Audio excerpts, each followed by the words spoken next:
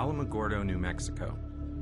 A small town, about 30,000 people, but it seems to attract more than its fair share of strange occurrences. It's right around the corner from where they tested the first atomic bomb. It's also the gravesite of Ham, the first chimpanzee and really the first American to go into space. And it's the place where this guy broke the land speed record in a rocket sled, which is cool, but also kind of strange. Despite all of this, the thing that Alamogordo is best known for is its landfill, the dump. Because supposedly, that's where Atari buried E.T., the worst video game of all time. It's been described as the worst video game ever, E.T. for Atari. Today, we're going to talk about the worst of the worst. Here's our top 10 worst games ever. E.T. the Extraterrestrial. Now, here's the thing about E.T. It's widely regarded as the worst video game of all time.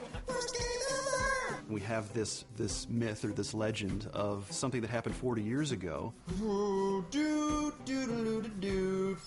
Son of a bitch, get out of the fucking hole. If you grab a piece of the phone, the FBI agent keeps attacking you. If you take a step in any direction, you fall into a hole. And if you get out of the hole, you fall right back down. One of the major design flaws of the game was that E.T. fell into pits. Damn it. Shit. Well, come on. And guess what?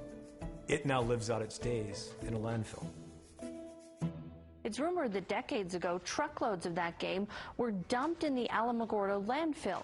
The idea that they had so many of these things, and they were so unable to sell them, give them away or whatever, they literally had to drive them out into the middle of the desert and bury them like a dead gangster. It's almost too crazy to be believed. I think it's kind of silly, because it's urban legend. It's just a great story, I think.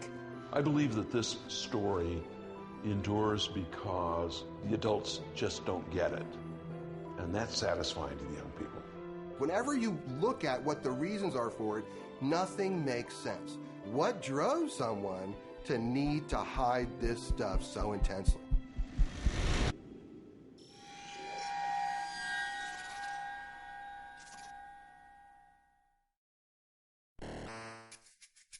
When I was 5 years old, Pong came out, and my dad got it for me and my brother and sister.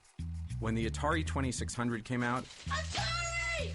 I got every cartridge I could get my hands on. I played it constantly. Atari was like Xbox and PlayStation rolled into one. It had an 80% market share, and the 2600 was its killer app. Adventure was probably my favorite game on the 2600. I spent 3 weeks sitting in front of my TV trying to find the first Easter egg ever hidden in a video game. It looks kind of stupid now. You were just a block who picked up an invisible dot and carried it into the special room to discover the programmer's name. But to me, finding that hidden screen was like a revelation. As an adult, I still play a lot of video games, but I also write and direct movies. That's my job. I've worked on a lot of big comic book movies, the kind they make shitty video games out of, and I even wrote some of the shitty video games. But I'm also fascinated by myths and urban legends. In fact, 10 years ago, me and this guy Werner Herzog went to Scotland to find the Loch Ness Monster. We never did find Nessie, but I still love an adventure, especially to unravel an urban legend. Today, video games are everywhere, so it might be hard to understand my generation's obsession with Atari. But for us, it was the gateway drug to a lifelong addiction to video games. And then one day, it was just gone. Sometime in the mid-'80s, it just disappeared, and there were no more Atari games. And I always wondered what happened. Where did it go? So this is the famous landfill, the burial, the final resting ground of E.T. Yeah, this is the place. This road here, this gate, this is exactly the way the Ataris would have came through that ditch and up through here. It was the only access in. Back in those days, it was just pure desert. And is there any way to get through this, or yeah, it's a high-security gate. So, tuck under, yeah, I guess that works. Joe Landowski has been the garbage guru, if you will, for a number of years. He operated various waste disposal companies within Alamogordo and Otero County. And when it comes to the Atari graveyard, I believe he probably has more direct knowledge than anybody else. Joe's the guy that's advising the city and telling the city where everything is. And I think that he's the only guy that might be able to walk out to that dump and point to a spot on the ground and say, this is where it's at. So this whole area, this is where it's buried? Some people don't believe it's there, but trust me, it's there. You can kind of feel it, right? Is that just me? It's pretty much you. It's just me. So what are these little boxes here? Each one of those boxes represent where garbage is. I see. Someone would write down, oh, that's where we put the Atari trash, that's where we put, No, that's the problem. Nobody did. We do today. So it's it's like looking for a haystack in a pile of haystacks. Pretty much. And then looking for the needle inside that haystack. Find the needle so it's inside. 2 levels. This picture here is actually out of an old El Paso Times article. This is actually that day in that event and when it actually occurred. So what we did is just to figure out, okay, if this reporter took this picture here, then the reporter had to be standing somewhere in this area. So here's the 2 cells that we pinned it down to now. So when you come back here and put the reporter, taking the picture, and you make that line, and what you're looking for is to make sure the line intersects with the buildings. Joe Lewandowski wasn't just a guy who knew his way around a dump. He was also an amateur archaeologist, kind of like Indiana Jones, but without the gun, or the whip. See, the newspaper photo was like the medallion, and Joe had used it to construct his own version of the Staff of Ra, and that pinpointed the location of the Atari dump, which is exactly how Indy would have done it. Joe was clearly obsessed. He believed in the legend. He'd spent over 3 years constructing a plan to dig up the landfill and prove it to the world. But he wasn't a gamer. He wasn't trying to find out why. And that's what I wanted to know. Why would the company I love so much decide to bury its future? The whole E.T. story is a very small part of the Atari story. Let me go back a second and explain how Atari started out. The video game came because of a convergence of me working at an amusement park summers while pursuing an engineering degree at the University of Utah. I knew the economics of the coin-operated game business. They made a lot of money. Nolan designed these incredibly elegant circuits, put together in a way that's so clever that modern engineers have a hard time understanding and repairing these things. My partner and I, Ted Dabney, started working on a ping pong game. By the end of '72, we did $3.5 million. And then we did 19 million, and then we did 35 million. It was a hockey stick. This electronic medium, which was just beginning, had some traction with people. And once you played some of the more sophisticated arcade games of the day and understood that maybe there was a chance you could duplicate that in a home game, your eyes got big. Home video games have been a success from the moment a company called Atari launched this basic game, Pong, which has been imitated by at least 40 other manufacturers. They're selling like crazy. 300,000 last year. This year, 3 million. Next year, 6, maybe 10 million. We felt, well, maybe this is a time to sell to a company with deep pockets. I was in my office at Warner in 1976. The phone rang, and it was a guy named Gordy Crawford, and he asked the question I've never forgotten. Would you guys be interested in acquiring a technology-based, fast-growing entertainment company? And I said yes. I didn't know what I said yes to, but I said yes. And that led to my introduction to Atari. Atari, where the future comes from. What excited me about Atari wasn't Pong, it was the chipset that led to the Atari 2600. Pong was sort of okay, you bang up and back and up and back. But this meant you could constantly change the games, and that was a very exciting idea to me. We introduced the 2600 in 1977 with 9 cartridges. The home video game was a very close approximation of the coin-op experience. It changed the mindset of the world.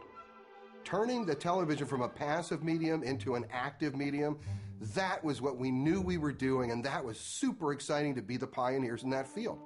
It just blew people away. Nobody knew any of this stuff. They made it up as they went, and they were good at it, and it started everything.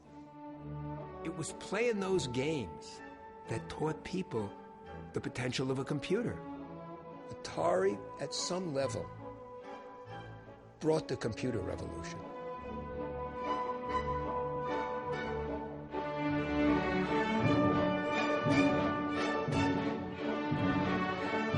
They started experimentally hiring smart kids with this idea that maybe they could come up with other stuff to do. And they inadvertently were trying to create the job of game designer. Microprocessor real-time control programming is just where it's at. So there's two kinds of things you could typically do with that in the early 1980s. You can do missile guidance systems, or like we say, kill people for 12 cents a head. Or you can make video games, which I thought was a much better application for the whole thing. What went on at Atari from the very beginning was basically that the engineers are going to drive this company, because they weren't just engineers, they were creative guys. They're like musicians or movie directors. They're artists. Through luck or providence or both, they ended up with this department of game designers that became this dream team at Atari. These guys who made all of these classics, Tempest and Asteroids and Centipede and Gauntlet and, think of a game. The culture was these guys do what they want to do. One day I was standing at the men's room at a urinal, and I looked down and I saw a pair of bare feet next to me. And I looked, and here is a guy wearing a pair of shorts and nothing else. And I said something, and they said, oh yeah, that's so-and-so, he's a great engineer. He doesn't like to wear clothes. The coin-op engineers at Atari, they were great. And on the consumer side, Howard was one of the best programmers. He was one of the best of those engineers. At the heart of the creative process is the programmer. I try and create basically a sensory experience that evokes a certain feeling in the user. I mean, I tend to program from a concept. I mean, I was made for this. I mean, this was what I was made to do. January 11th, 1981, I showed up for my first day of work as a game programmer at Atari. So do you remember the first day you showed up here? Absolutely. My first office mates were Todd Fry and Rob Zadibble. And I had an understanding that there was a lot of dope that was smoked at Atari when we were there. And so on my first day at work, I brought a joint because I didn't want to be, Yeah. I wanted to be a courteous guest. And so I showed up. Which, by the way, this is a good lesson for our younger viewers. If people are doing drugs, bring your own so you fit in. Todd walks in, shuts the door, and says, I'm going to get high in here, so if you don't want to be around this, you better leave. No, actually here. I said, I brought a joint. And he sort of looked at me, he went, I'm going to smoke some real stuff, okay? That was my introduction. That was my first day at work. We wanted people who worked hard and yet had fun at doing it. How do we mix up so that we don't know the difference between our work and our play? The company's motto was, we take fun seriously, but we used to say, we take fun intravenously. And they didn't like that very much. No, I don't know why. The party atmosphere was actually a calculated plan to incentivize. I would set quotas. If the quotas were met, I'd throw a kegger. They would just roll out in a car, go to a liquor store, and they gave someone a company credit card, and they came back with a bunch of booze, and we consumed it. Over there is where the hot tub was, inside on the first floor. There's some great stuff that went on in that room. Over here, here's the hill that, one day I was wearing a dashiki shirt, which I was very into back then, and I would do somersaults down the hill. I might have had some cocktails that afternoon at that point. Did you know that you were entering this crazy party atmosphere that you'd be? No, even though I was told I was, I had no expectation that it could really exist. The best recruiting tool we could have for an engineer was to bring him over to one of our parties. Hey, what's happening, people? Hey, how's it going? What's happening? They felt, hey, I'm a nerd. There are girls here. They're talking to me. It's good.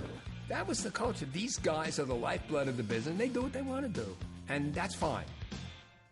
In some ways, things happened to me over the course of 3.5 years here that made the next 25 years really tough, because it established a standard of what professional life and life in general could be And I never let go of the thought that my life could still be this or better. I just didn't know how to do it. It's really intense for me to come back here. This is the first time I've been back here in 30 years. And this was the place where I was introduced to what life could be for me.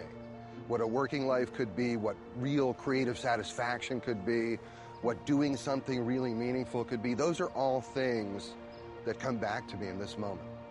It's very intense. So what really happened back in 1983? People heard the rumors, but Atari denied the dump ever took place. And eventually people forgot about it. But with the growth of the internet and all of its best and worst lists, E.T. and its burial went from small-town gossip to full-blown urban legend. By the mid-90s, videos began to appear online that seemed to suggest that anyone with a shovel could go out in the desert and dig up the buried games. That's what I thought too, but it wasn't close to that easy. Joe had spent years researching the burial. If his information was correct, the games were not only deep underground, they were covered with concrete. Joe was still wading through a sea of red tape, but if and when the city approved his plan to excavate the landfill, he was going to need more than just a shovel. He would need giant yellow digging machines and a bunch of guys in hats and vests to operate them. This is one of the photos of the actual burial when they did it. So we're looking at like 15 feet down to hit the concrete. Under the concrete's mostly dirt. It's just it's the bottom of the pit. What's that thing right over there? That's a motor grader. A motor grader? Yes. That's for really just fine grading, you know, like the highways and roads, and fine planing large areas. So we conceivably might need that for this, right? No. I mean, but you could bring it out before, right? I mean, you might want to park it there so it's ready. No, not really. Oh. No, we're fine. I don't know. Not my field. I am concerned that Joe's moving kind of quick, and we do need to throw some brakes on and slow it down. The opposition comes from environmentalists, maybe within the community, and the concern is that Alamogordo also may have something else buried in the landfill that may be hazardous, and we may not know exactly where this location is. Nobody really and truly has dead honest records as to where everything is buried out there, and we're talking potential mercury-laced pigs, malathion, possibly DDT. There's potentially lead in there, maybe some other dangerous metals that are in those cartridges. I don't want to be in an area where we might crack open a sealed tomb, so to speak, of these hogs where mercury gas comes out. So I don't want the Stephen King novel of we hit the wrong spot and all of a sudden we are evacuating Alamogordo. That is unacceptable to me. If there's a problem that the New Mexico Environmental Department perceives, we're not going to be able to proceed. Until I'm satisfied it's safe, it's not going to happen, at least within my power. There's only so much power that I have.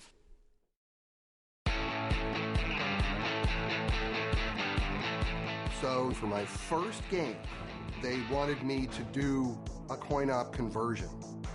Although I had only been there for about a week, I went to my manager and I said, you know something? I said, this game, Star Castle on the 2600, is just going to suck. I know it's going to suck. And I said, but I think I can take some of the key things that I think make it a fun game and rework it so that it would work on the 2600. And so they said, okay, go ahead, do what you want to do. So how did you learn how to program a game? I just read the manual and started writing the game. No one had ever done like a backstory for a game before. And I thought, this is my first game, and I want to be involved in every part of it. I want to make it the best thing it could possibly be. So I wrote this like 7-8 page story. I stayed up all night just writing this story, knocked it out. And it was a science fiction story about flies that get on the first interstellar spaceships and mutate, evolve, and take over the solar system. But now they're under attack by this other monster and stuff. And that's a short version of the story. So I thought, well, I need to name it. So what I did was I named it Yar because that's Ray spelled backwards. And Ray Kazar was the CEO of Atari. Right, so I've got his name keyed into the title. And I thought revenge, great action word, so that's compelling. And so that's how it became Yar's Revenge.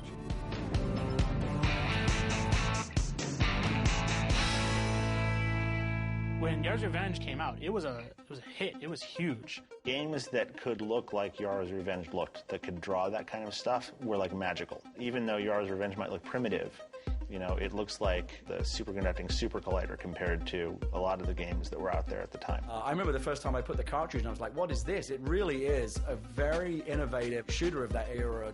Getting a ship to fly around so it's fun just to fly the ship around is a trick, especially in that hardware. The enemy was cool and scary, and it felt really good to defeat it.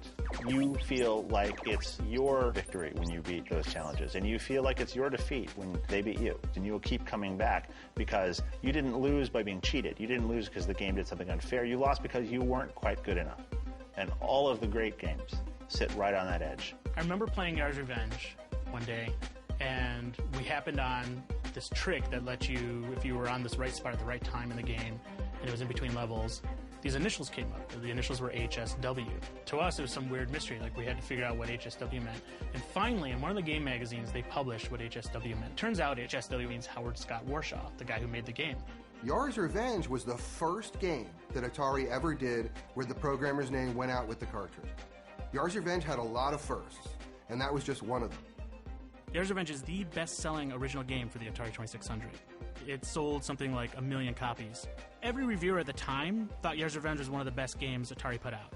You know it made a lot of money for Atari. In 1981, this is a company that made operating profits of something like $375 million. One of today's greatest marketing triumphs in the entertainment field is video games. It was beyond comprehension, the fastest growing company in American history. This was an explosion. Even those of us who were in the middle of it were shaking our heads going, oh my God, this is amazing. We were the most successful coin-op company. We were the dominant consumer company.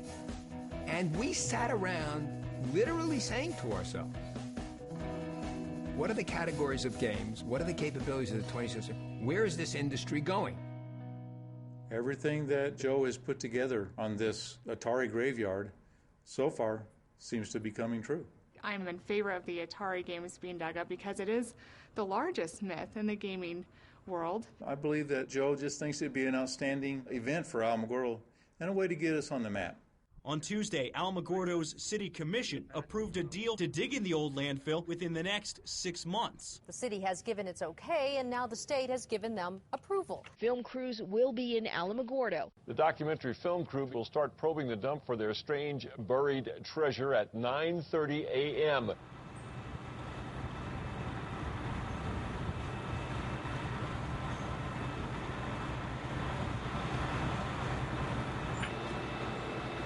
So this is an impressive looking machine out here. What the hell is it doing? What this drilling rig does goes down, straight down, takes out core samples and brings up whatever's in the ground. We've narrowed it down from 300 acres down to about 5 to 10 acres. And so what we're doing now is trying to get it even closer. Because we're looking for things like somebody's mail, you know, the postmarks, newspapers, things like that, looking for dates. Because we're looking for September of '83.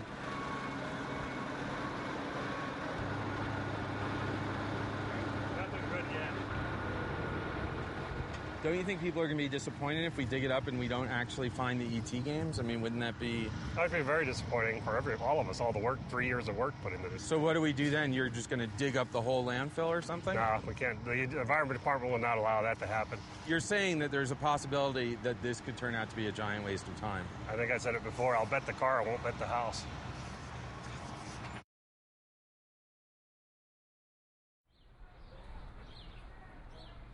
Most everybody, at least in the Western world, has played a video game of some kind. They've gone to an arcade. They know the Atari brand. They certainly know E.T. And so I think there's a universal curiosity about this game.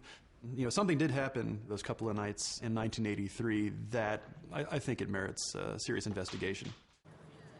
So why did I decide to go to Alamogordo? I'm very much interested in the impact that a particular game or an industry has made within a cultural and social context. What's striking about the Atari ET game in the Alamogordo landfill is that they're there and not in museums. I think this is what excites many people who keep this narrative alive, is they want to get these items.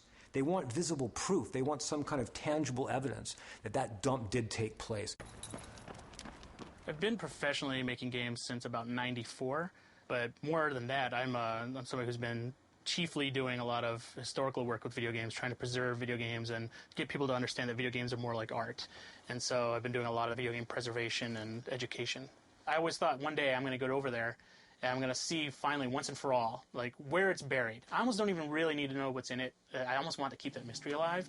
To me, under that landfill is actually the burial site of an entire industry, because what affected Atari at the time affected everyone. And everything that I thought was going to go on forever stopped. And it stopped almost at that same moment. Whatever's there was buried.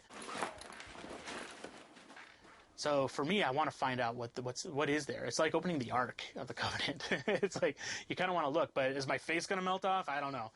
I have told my wife that I will be going to New Mexico, and she asked me why, and I started to explain, and she said, "I don't need to know. You just go do it." You wanted Ernest on screen? Whatever. Ernest is my fancy writer name. Ernie is what everybody calls me. All right, so we'll use your writer's name. How would you describe yourself? Screenwriter, novelist, gentleman adventurer. The thing about having an Atari for me was it was a simulator. Like I could simulate being Indiana Jones or simulate being E.T.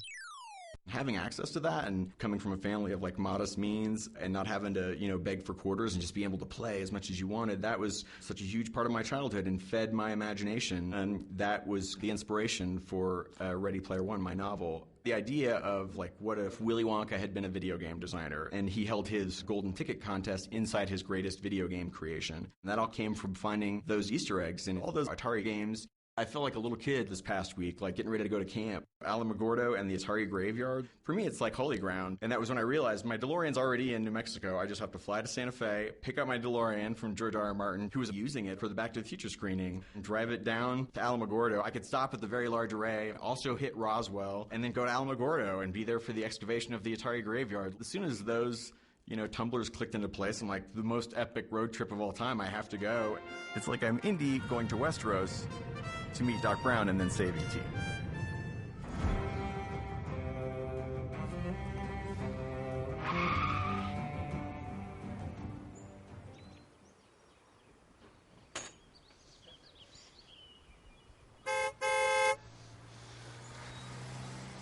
Boom. Have a great drive and a great time in George, thank you so much. I appreciate it, man. My pleasure.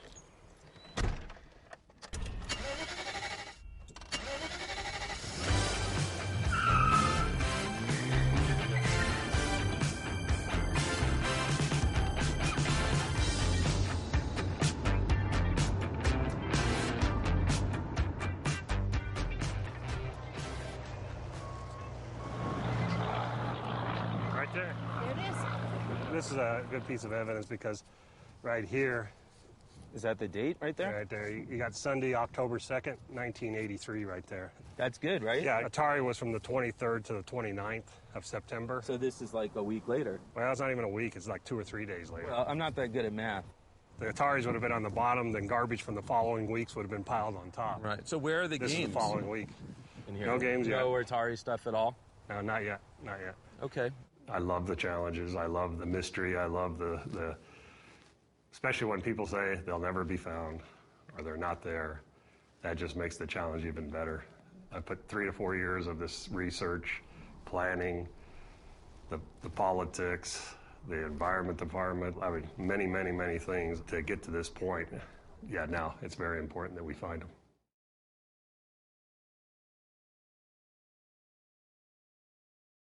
So back in the early 80s, movie licenses for video games were just starting to come into vogue, and I think Raiders was the first one.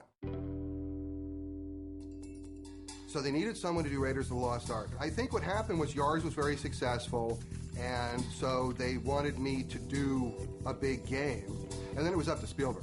So when I went down and met with Spielberg, and if Spielberg would have said, I don't think he's really right for the game, they would have sent someone else. Can Indiana Jones escape from the forces of evil? In Atari's Raiders of the Lost Ark adventure game. What was the reception of the Raiders of the Lost Ark game? It was another million seller. Raiders was huge. I mean, I can honestly say I'm the only programmer in the history of Atari where every one of my games that was released was a million seller. The word meteoric comes to mind. And now, Steven Spielberg brings us E.T., the Extraterrestrial.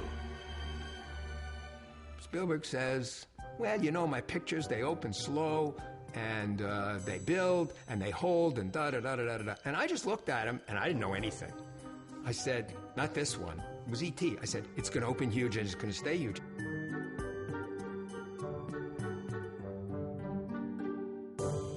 Okay, the movie comes out, it's a huge hit, and we want to do the cartridge of it, okay?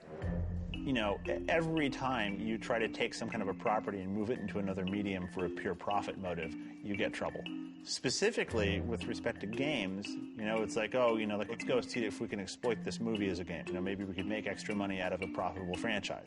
Now, there was a negotiation going on between the Atari people and the people at Universal about what we're going to pay. And Steve Ross, who was the CEO of Warner, got in, and for whatever the reasons, he agrees to a deal that is so off the chart nobody believes it. But he doesn't. It was $20 to $30 million. It was some crazy number. Steve Ross basically was trying to woo Steven Spielberg to come to work for Warner because he recognized that Spielberg was a genius. And that all plays into this story. Well, we acquired the rights to E.T., and we had to have the game out for Christmas. And that's a problem. One afternoon, I'm sitting in my office, and a call comes in, and it's Ray Kazar, and he's calling from Monterey. So I take a call, and Ray Kazar comes on the phone, and he says, Howard, can you do E.T. in 5 weeks? And I said, yes, I can. And he goes, okay, in 2 days, I want you to be at San Jose Executive Airport. There'll be a Learjet waiting for you. Be on that jet. Be ready to propose the game to Spielberg.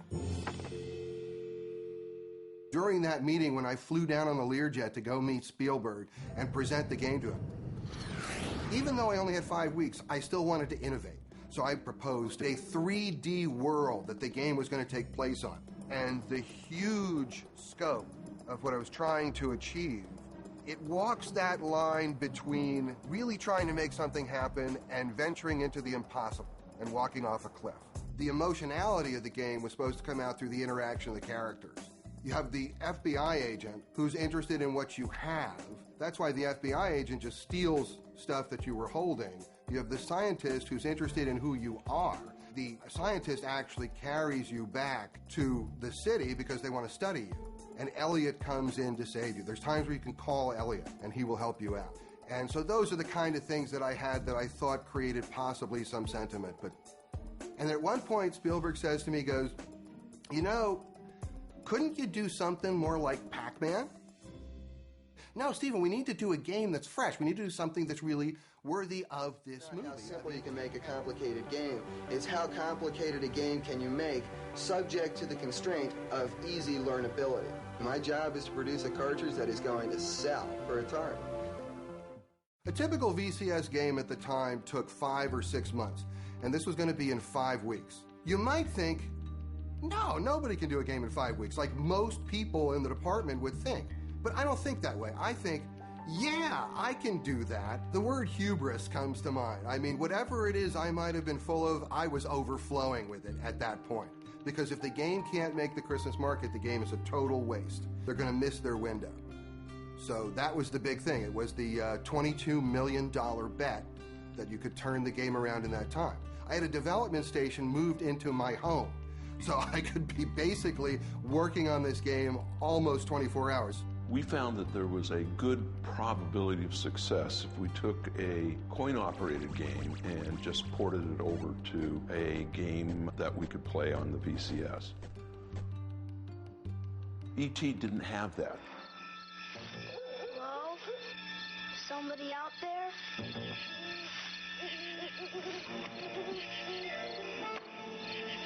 E.T.? Video game?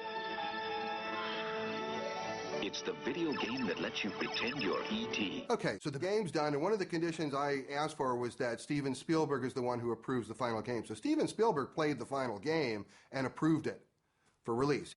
Howard, who is a certifiable genius, went off and about a number of weeks later came back with a concept and a game plan.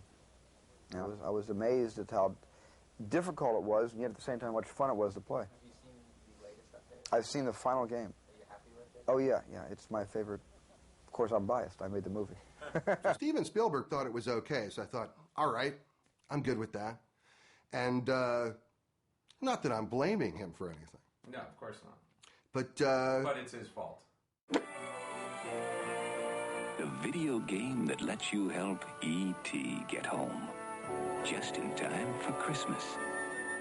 After E.T. was released, there was a great sense of relief that we'd actually made the schedule and everything was good. And then the game went out into market, and it was very high on the Billboard list, and again, things were good. I got E.T., I think it was Christmas of 1982, if I remember correctly, and I thought it was like I was going to be the guy on the street who had E.T. before everybody else. Turns out everybody I knew got E.T. that Christmas. After a while, people start going by me in the halls, people from other buildings, people from marketing and management, and they're saying things like, you know something, Howard? You did a great job. We don't blame you.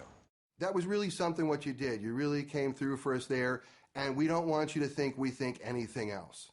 This really isn't about you. Don't feel bad. It's okay. It's cool. And I'm thinking, like, what the hell are they talking about? E.T. was a really hard game. It was the kind of game that was brutal, unfair, didn't make a lot of sense. I grew up in London, and there was a video game store in my town that let you rent them. I don't remember what the rental was, like 50 pence for a weekend, and I still remember feeling like I wasted my money because it was bad. People aren't liking it, and people aren't liking it a lot. And what made it particularly bad was my memory of the movie was so great. I love the movie. Everyone loved the movie when it came out. It's a great movie, still is a classic movie today. And so this massive chasm that existed between the quality of the movie and the quality of the game that it was based on, I think just made it seem that much more like a slap in the face. Okay, well, maybe it won't sell 6 million. Maybe it'll only sell 4 million or 3 million. That'll be okay. And then there's, like, returns. People are returning the game. They made too many. How many they made, I don't even know. They made, like, 4 million cartridges. That means there could be millions of carts coming back. So what do you do with useless, worthless product? How do you get rid of it? Bury it. That's a pretty good answer. Well, career change is not anything new for me. I've been through a number of different careers.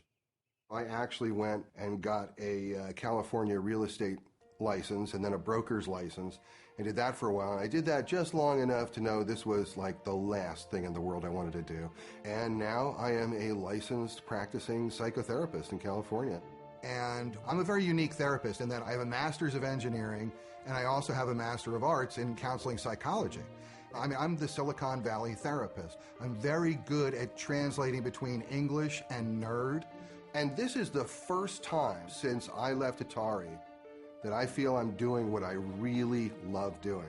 So it took me 30 years to get back to a place that I don't feel I'm a step down from where I used to work. And that's many, many different jobs. I know this dig is coming up, and I'm going to be there. I'm going to be standing right there. And I am going to literally watch my past being dug up. And that's a weird kind of thing to anticipate. My hopes are in one way, my expectations are another, and I don't know what it's going to be. I really don't know what it's going to be. I don't know what it's going to mean to me if something comes up, if it's there.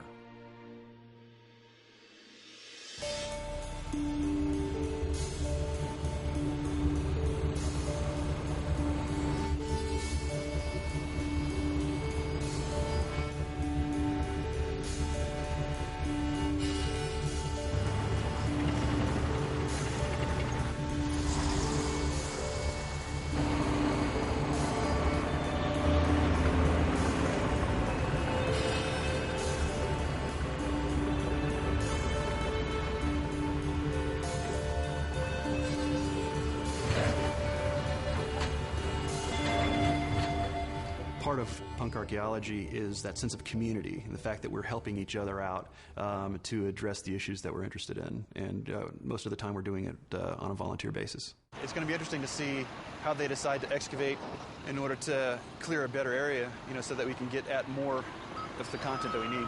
One of the people down there did confirm finding a Donnie and Marie poster. Yeah, which is awesome. Well, basically, because we're going to treat this as a salvage excavation, we will dig a trench. We'll go through and excavate the material in the pits that we dig, at which point we'll send them up to the tables. We'll sort through the material, we'll weigh it, we'll count it, identify it, and that's the plan. So what's happened so far today? Basically, we've started digging on the hole, and the trucks have already started going through the train. So just so people understand, and probably right now I'm cutting to an awesome diagram of this. There's like 20 feet of garbage that's on the top of wherever the games are buried. Garbage and dirt. Sorry, garbage and dirt. Right. In the diagram, it's going to be pretty clear. And so that all has to be taken away, right? Yeah, we'll get the vast majority of the hole excavated out. And so far, have we found anything and found any Atari games? Or No, nothing. Nothing yet. And son, I mean, you seem pretty nervous. Right. Are you? Oh, yeah. Terrified. Terrified. Okay. I got to be honest, I'm nervous as shit. I don't know if that'll help motivate you guys, but... yeah, that did it for us. Yeah. We need to get back to work, yeah. Great. Let's go. Now that you've done that. Go team. Way to go. Son, calm down, buddy.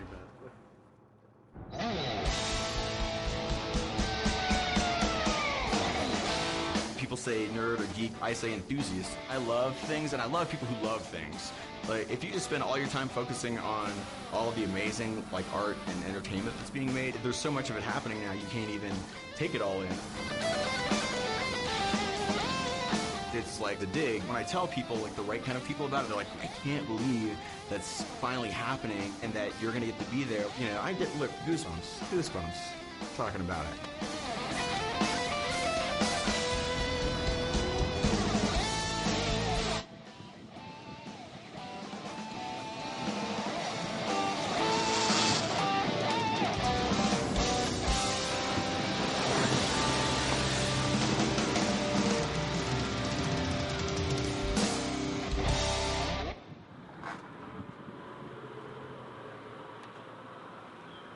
Local video game shop in Austin, Texas, Game Over Video Games, gave me every copy they had of every one of Howard's games. Little known fact, E.T. has the very first official video game Easter egg ever in a video game. Warren Robinette had the very first one in Adventure, but he did that without anybody knowing. Howard asked if he could put Easter eggs in the game, and Atari said yes. If you go find the geranium and you make the geranium regenerate, it turns into Yar from Yar's Revenge, and he flies away. The first time that happened to me when I was 11 years old, I shit myself. And then if you do it again, it turns into Indy from Raiders of the Lost Ark. So Howard hid characters from this game and this game in this game. Hello. Hi, good afternoon. Welcome to the lodge. Well, it's great to see you here. Absolutely. Great. Can I get the last name? Warshaw. W-A-R-S-H-A-W. Howard. That's me.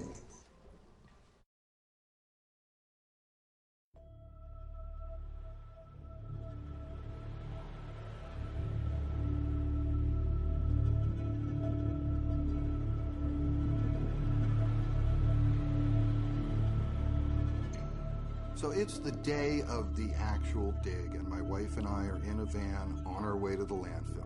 It was a strange feeling. I mean, I was like nervous, and I didn't really understand why, but I just had this sense, just like a tingly thing, that something is going on here today. And as we pull into the landfill, there are already people there. And then there's more people, and we go on, and there's more people, and it just keeps going and going.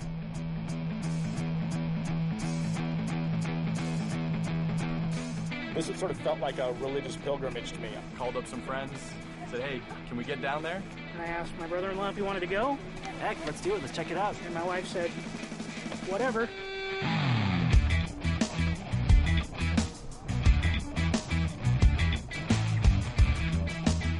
It's one of those weird, monumental video game-based events that only comes around once a century. This is our generation's urban legend. Billions of cartridges out in the desert. Growing up, you always read little rumors about it. And I grew up playing an Atari, which my babysitters had given me, and I actually had the E.T. game. My friend and I, she and I would actually just, for fun on the weekends, drive around trying to figure out where would these Atari games be buried. It was the fun of the legend, just like looking for the Loch Ness Monster. What did you think when you played the E.T. game last night? It was awesome, because in my opinion, I like terrible games.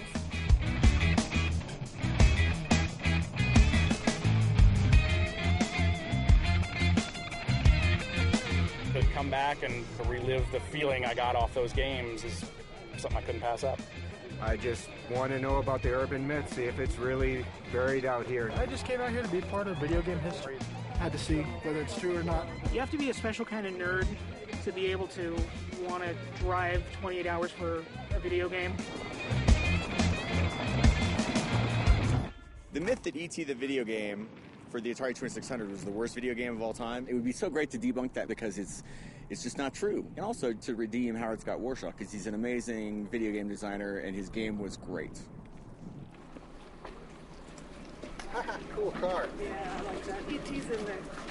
This morning, coming to a dump in a small town in New Mexico, there were people lined up waiting to get in. What's the last time you saw a line of people waiting to get into a dump? It totally took me by surprise, but in a delightful way.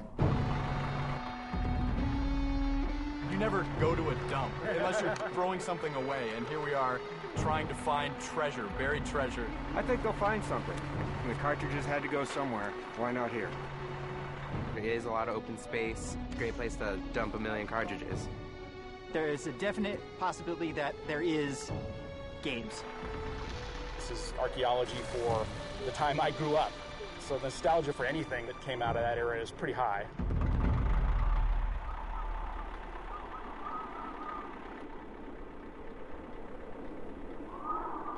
All right, now the wind is really picking up. On cue. On cue. The weather here in Alamogordo is awesome if you like sandstorms and an impending doom-filled cloud of white. Whoa! Oh, this is getting brutal. Yeah. Sorry, this is brutal. It's getting very windy. Basically what's happening is the white sands are blowing in from white sands and covering everything, and it's really shitty. They're saying this is like a historic wind. Really? Today. That's what somebody told us. Yeah. To think that we're in the middle of a sandstorm, really, this is what's going on. And for me, it was almost like the big sandstorm right at the opening of Close Encounters. The people wearing the goggles and the bandanas, everybody's like gathered around because they found something and they can't believe what they found. Oh, we're the first! This is Tony Johnson from Denver, Colorado, who ran up to me in my DeLorean. He's like, I found something. And Tony is going to go down in history because he found the first evidence of Atari hardware. Whoa, that's right pretty there. good. Right there it is, my man. Ladies and gentlemen, we have an announcement. So, Tony, tell us what you just found. An Atari 2600 joystick top. So, Tony, where did you find it? Walking to the bathroom. So is a surface find? Surface find. Okay. Yeah, like we know what a surface find is, right? Well, a surface find is something, you're walking around, you're looking down on the ground, you see something interesting, you pick it up. It's totally out of archaeological context. What are the odds that that blew out of the hole? I actually think that's pretty good. I mean, the wind is blowing fiercely in that direction. The stuff's coming out of the bucket. We've been finding a lot of interesting things that date from around that time. Anything from Atari? Nothing from Atari yet. How can you authenticate this? Can you carbon date it? No, it's much too recent for that. There are really two things that we could be dealing with when taking a look at these cartridges if they're actually there. First thing is that they just loaded the trucks with these cartridges and then they dumped them. And that's the best possible scenario because you can pull them out and I bet you most of them will be playable. They've just been in there for, since 1983. Trash bags, Stroh's beer cans, wood, tons of wood. We're right about where we need to be, but there's still no Atari detritus at all. We've been here for a while already. It's tedious, the wind's horrible. We're wondering if they're going to find anything or not. It's like a nylon cord and a big red wrapper. I don't think there's anything in that hole except rattlesnakes and scorpions. If it's buried, it's probably for a reason. It should stay buried.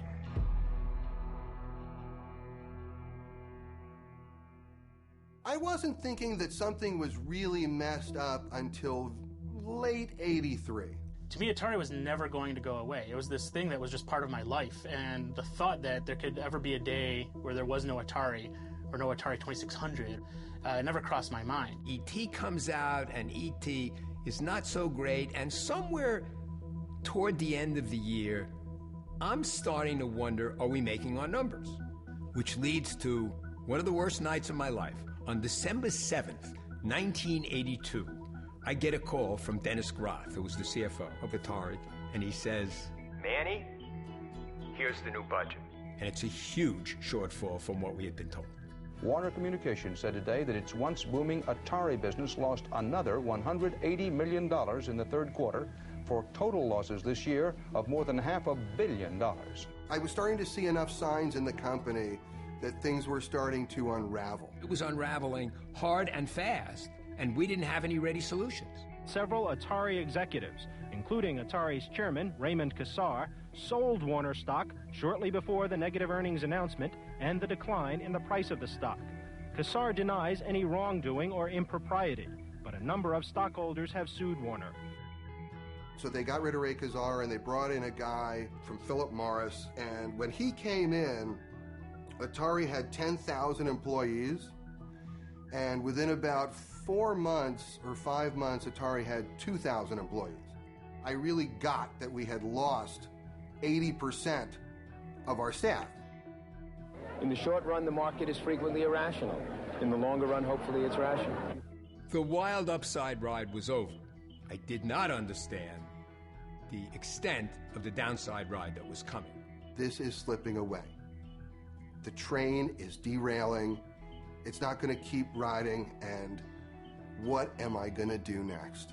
It was a big emotional blow. It was my baby, and I hated to see it abused. New Media Magazine credited E.T. with destroying the video game industry. That's interesting. I think that's really interesting that I could be single-handedly responsible for toppling a billion-dollar industry. E.T. comes out, the industry dies, Howard's associated with that, and I think that's affected his career and what people will remember him for, and that's pretty bad. The fact that a guy's career got destroyed because he did E.T., given the circumstances surrounding doing E.T., it's completely unfair. I mean, it's sad. It's really sad. There's this video game Walk of Fame. There's also this show called DICE where they give out Lifetime Achievement Awards. Howard's not in that. He's not put in that same group. They kind of keep him out of all these things, and it's kind of a shame. The day I left Atari, when things really fallen apart and it was over and I'm literally carrying my garbage out to my car to leave for the last time, that was a very depressing moment for me, because I felt I was losing the most important thing in my life. And I also knew it was so unreal that I'd never be able to recreate it. The burial in Alamogordo is basically Atari's funeral. The burial of those cartridges represents the burial of that beautiful era. And that may be what's interesting about it. I don't know. I mean, that's a whole psychology I'm not going to go near. But it may be because it is about the death of Atari. That's what it is. We can't control how the past returns to us. We may get something that no longer resembles an ET cartridge. We may get something monstrous, something twisted, something decayed. We may not even know what we're looking at if we unearth Atari's ET. Part of me feels that when you finally crack open this place and you start to look, it's going to be a lot like the Ark of the Covenant. It's just going to be a bunch of sand. But another part of me hopes that what's found there is going to lead to a lot more understanding and a lot more discovery about what really happened. Shit, you see what I see? What's his name? Joe! Joe! What's that? What is that right there? They want me to come in? Let's go.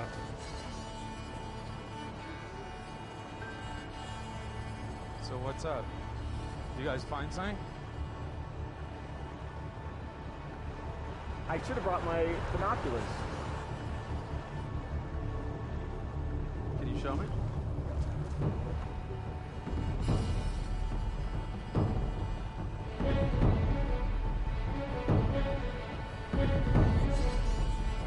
They're bringing some stuff over to the archaeologist table right now. Let's see what's going on. Can everybody hear me? We found something. The archaeologists have confirmed it's from 1983, 28 feet down. It's E.T. the video game, intact in its box.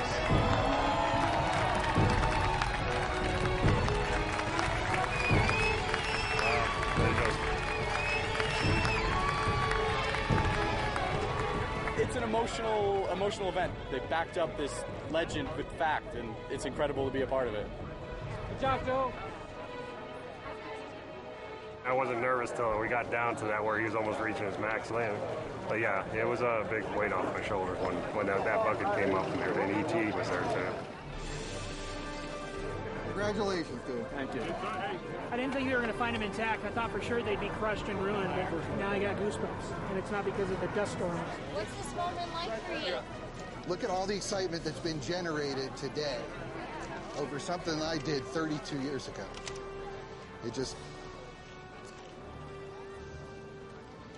It's an immensely personal thing.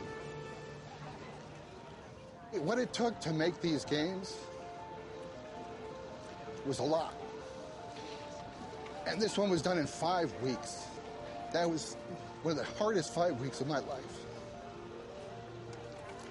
So I need a little moment. And I'm just so excited to be here.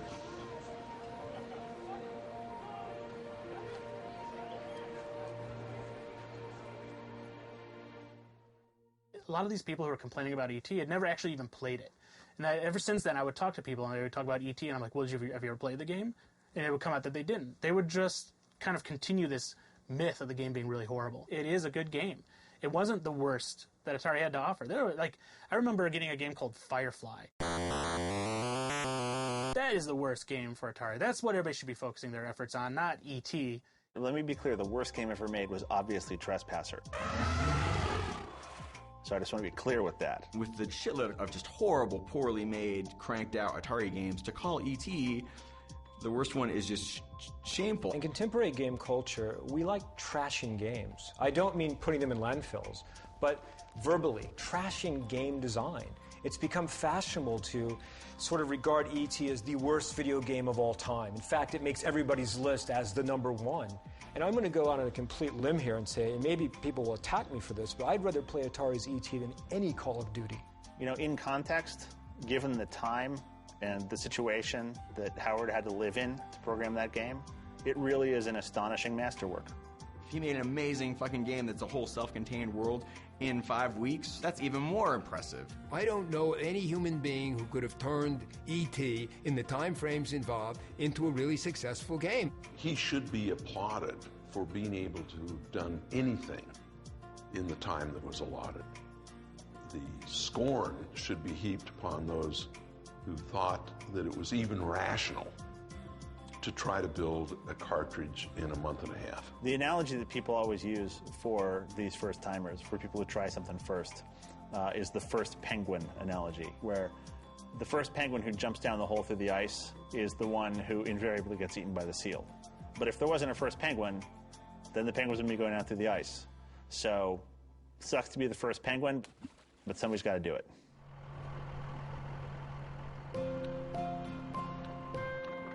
So it turned out that Joe Lewandowski had been right all along. The games were buried, almost exactly where he had predicted, and no mercury-filled pigs popped up out of the ground. So the legend of the burial was true. Or was it? When the archaeologists cataloged all the games, there were a bunch of ET cartridges, but nowhere near the millions that were such a big part of the legend. In fact, E.T. made up about 10% of the total games found. The rest included some of the best games ever made: Defender and Centipede and Yar's Revenge. There was even one copy of Adventure, which I snagged. The burial wasn't a cover-up or done out of shame. It was a warehouse dump done by a company in financial distress. At the time, the Alamogordo landfill was just the most practical solution. E.T. wasn't buried because it was the worst game ever. People called it the worst game ever because it had been buried. And as a result, it got blamed for destroying an entire industry. The game and its creator had taken the rap for a crime they didn't commit. The notion that E.T. caused the demise of Atari is simply stupid. It's just stupid. Atari committed suicide. It was not homicide. And it wasn't the E.T. cartridge. It was a concomitant effect of a lot of missteps in technology, in deployment, in marketing. So people say E.T. destroyed the video game industry, and I'm sure I've heard that before, but it's just really funny. No, the behavior pattern that created the conditions for the E.T. failure is what destroyed the video game industry. The cause of the fall was Atari trying to sell yet another 10 million Atari 2600s into a market that was saturated. E.T. didn't destroy Atari. It wasn't good, but it didn't destroy Atari. That's one of those things people say. And the reality of life is, if enough people say it, it becomes the truth for people. A simple answer that is clear and precise will always have more power in the world than a complex one that is true.